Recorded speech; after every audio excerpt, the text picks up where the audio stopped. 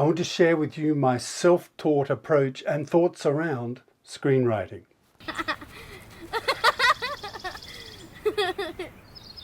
My approach to screenwriting was not to go on any course, I probably couldn't afford it anyway.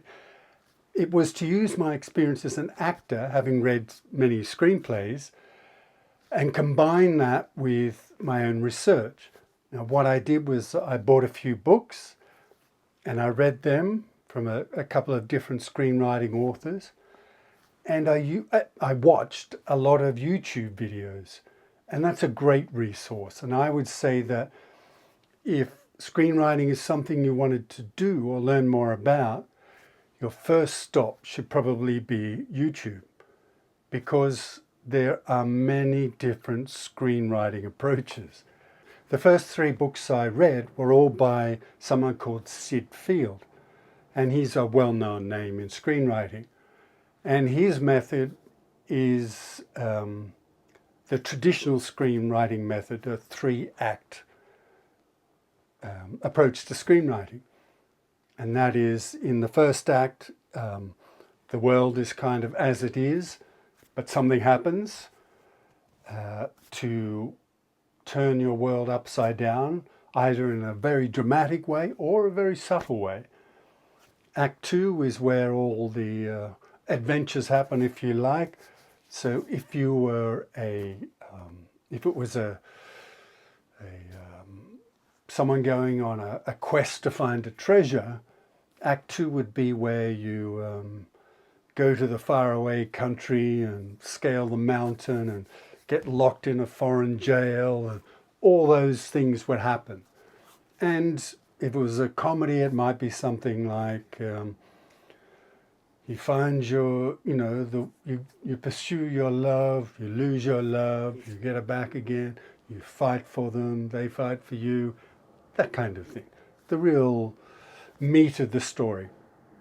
And Act 3 is where things get wrapped up and you find your treasure, you and your love stay together forever. And that's kind of a conventional, very broad overview of that. Of course,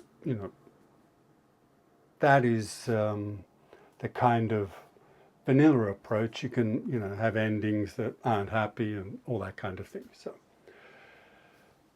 But besides that traditional 3-act structure, there are many, many other, as I mentioned, ways to go about it. There's a 4-act one, I think there's a 7-act one.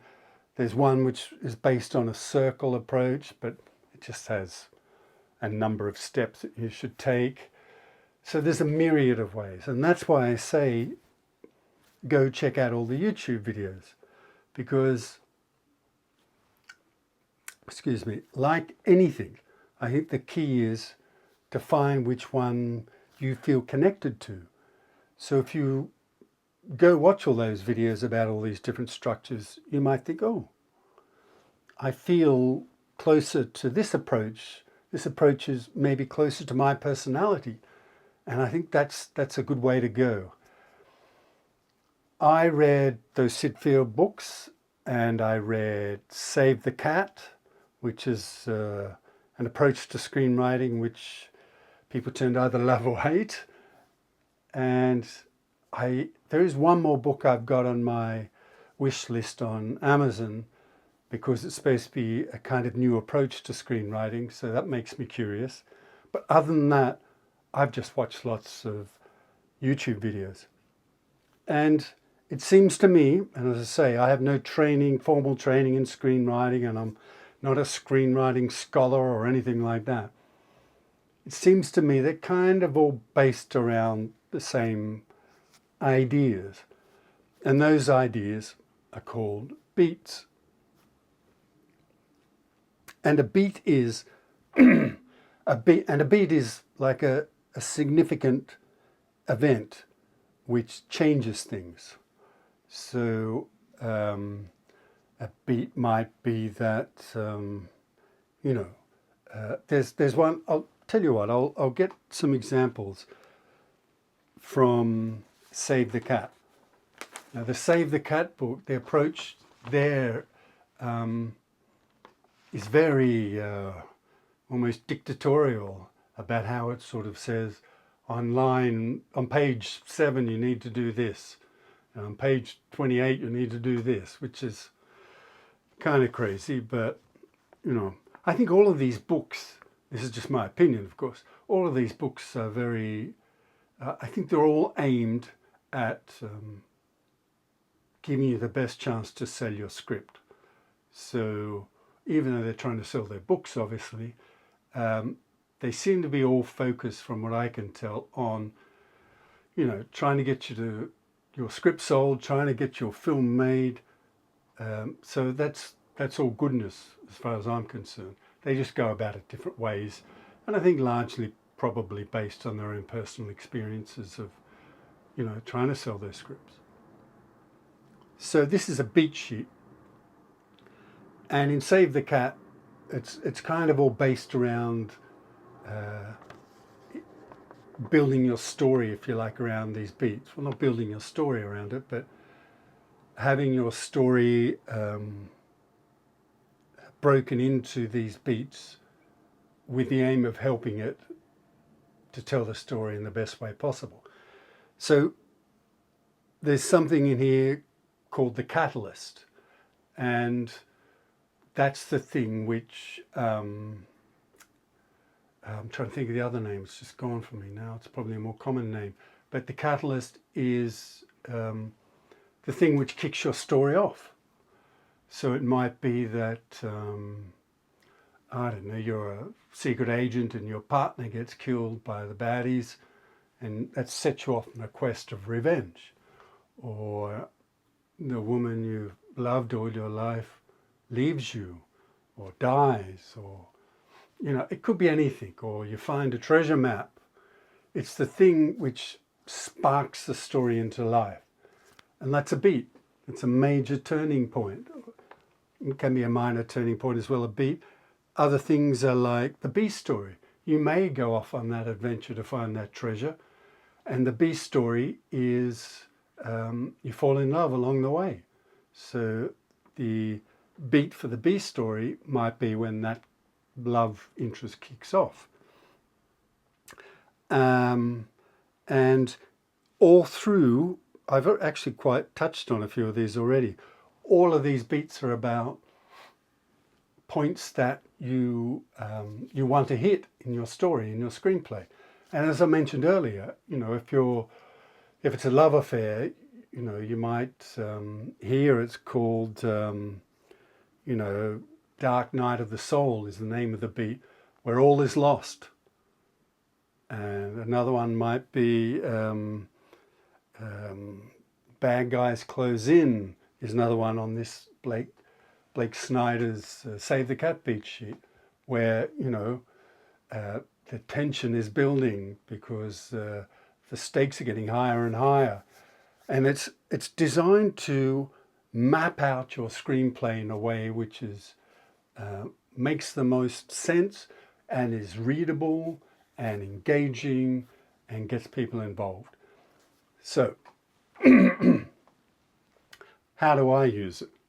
Well, my strengths are not the details. Generally, I'm good with the ideas, the big picture, and maybe knocking out a very rough first draft of a screenplay. I think that's where my strengths are. And when we have problems that need to be solved, I think I'm pretty good with ideas. But when it comes to getting right down into the nitty-gritty and making sure the structure kind of hangs together, whichever structure you choose, because there's no laws, you just need to tell a good story, basically, in an engaging way. I like to work with other writers. I like to, team up with someone who has that screenwriting background, who has that formal training, who has that approach to it, which is very different to mine. Well, not very different, but at least different, that can complement me, that we complement each other. That's what I look for. And I think maybe in the future I'll probably do them all by myself, but at the moment I'm trying to juggle filmmaking and acting as well, so it just makes sense in a way as well, practically. So what I do is I get this beat sheet and I ignore the page numbers. I write down all of, there's 15 here, 15 beats that should be hit during the story. And then I try and, then I map, well I try, as I say, map my idea, my big picture idea over that and see how those two things might fit together. Having that sort of big picture approach and that just knock out a rough first draft approach and then get someone involved invariably means there's holes, and the first draft can sometimes be absolutely terrible, and that's okay. You know, it's all about just seeing that and having some people around you that you can send your terrible first draft to and let them know it is the first draft and you're just looking for some feedback. But they'll point out some, you know, if you've got some major story holes and all that kind of stuff. So it's good to have some people like that you can turn to. So that's the approach I take. I get the big picture. I kind of do a sort of a high-level skeletal mapping over the Blake Snyder beats and then let myself free from there. A lot of writers like to start with an outline, like a one-page summary, then maybe a 4 or 5 page summary, and then an overall summary of the whole script. You know, they may write a little few lines for each scene or write it more as a short story. Everyone's different. I usually don't do any of that, which may not be good, may be good, who knows. Sometimes I don't even use the beat sheet.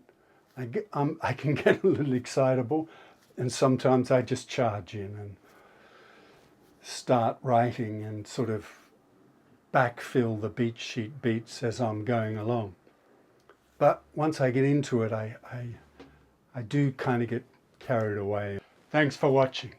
It'd be great if you could like, subscribe, hit the notifications bell, and leave me a comment. I'd love to hear what you think. And if you'd like to support further, you can buy me a coffee. There's a link in the description below. I hope to see you in the next one.